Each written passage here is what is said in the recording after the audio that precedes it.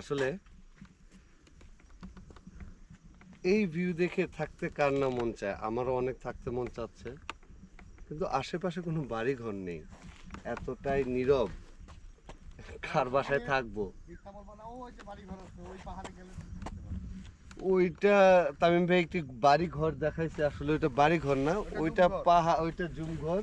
এখানে যে কলা গাছ গুলো চাষ হয় তার পাশে এটা ছোট যে ঘর করা হয়, এটা সেই জুম ঘর। ওই যে আরেকটা ঘর, দুইটা ঘর দেখা গেছে। তুমি কি বলো ঘর? জুম ঘরে তো রান্না বাড়ার কোনো ব্যাপার স্যাপার হয় না। না তুমি কি জানো, তুমি দেখছো কি? ভাই এখন কইতাছে ওই আমার যে আরেকটা ঘর দেখলাম, এই দেখো তিনটা ঘর বাইর করে দাও। ওই জায়গায় মানুষ থাকে না ভাই, কে থাকে তাইলে? ওখানে ওখানে মানুষ থাকে, জিম করি। ওখানে মানুষ থাকে না তো ভাই। আচ্ছা ঠিক আছে, এটা অ্যাক্টিং এর জন্য করেছি।